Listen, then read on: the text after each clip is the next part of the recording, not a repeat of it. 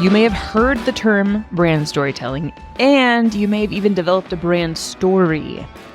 But few people understand the practical elements of brand storytelling, or they just completely misunderstand the term. It's a buzzword, I think, brand and story and brand storytelling, all these words, they mean something and we don't know what, and we think we have one maybe.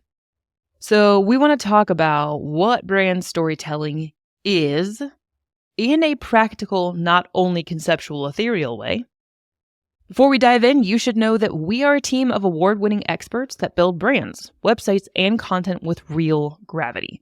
So if you're a mission-minded leader that wants to catalyze transformation in your business and community, then hit the subscribe button and journey with us as we explore biblical leadership and practical lead-generating strategies. So Dave, it's quite tell a combo. us. Quite a combo. Biblical leadership and practical lead generating strategies, right? Wow. We are who we are, man. Dave, what is brand storytelling? Do tell.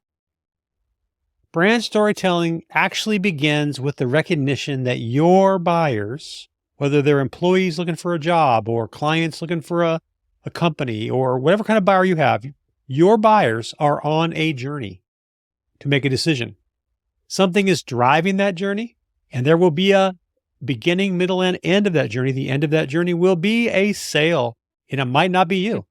So it's important to understand that your buyers are on a journey. And so brand storytelling is your ability to walk those customers through that journey as they figure out what their problem actually is, aligning with them on their challenges and their pain points and their frustrations and their aspirations, their goals, and then helping them to get educated about what smart people would do if they were trying to solve those same problems, and then why your solution is different and the ideal way to fix their problem.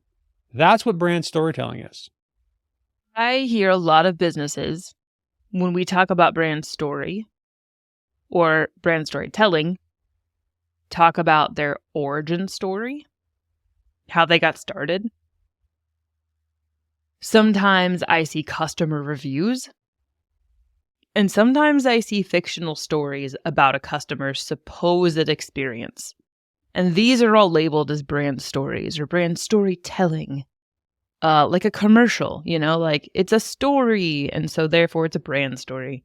And while the origin story and even customer transformations are part of telling that overall arc and taking someone through the journey, they in and of themselves are not a brand story.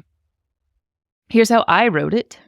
Brand storytelling is walking your customer through their journey as they explore their problem, aligning with them on those challenges, helping them become educated about potential solutions, and then helping them understand what makes your solution different and ideal for solving their problem. That's a lot. That sounds major. It does.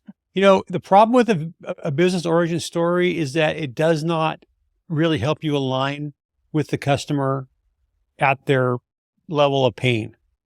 It tells them why you got in this business and how you had to walk a mile in the snow or whatever it is you did, how you purchased things and licensed things and got trained, but it doesn't really align you with them. It aligns you with yourself and with other business owners. Maybe you've had a similar story. So it's actually the wrong story. The motivations and the journey you went through to get where you are today is valuable for the story, but it's not just like dusting off the archives of how you got to where you are today. That's like one of those, when someone's given a speech and somebody reads their entire vitae, and it's like 6 paragraphs long. It's like a DC thing. You read all their accolades, like, okay, like no one cares at all, right? It's not that. It's just not that. It's like the beginning of a Jordan Peterson podcast. Exactly. Well, Peterson tells you why someone's actually credible, which is valuable. But in this case, that's not going to work. Your customers also don't want to spend that much time. They don't want to read the Wikipedia of you. They want something that deals with their needs and their challenges. So I do think that customer reviews are almost becoming like they're everywhere. No one knows if they're real. I guess people look at the stars, but it's getting hard to tell, if customer reviews actually mean that much because everyone's got them. People are paying for them. So it's kind of watering down the value of those things.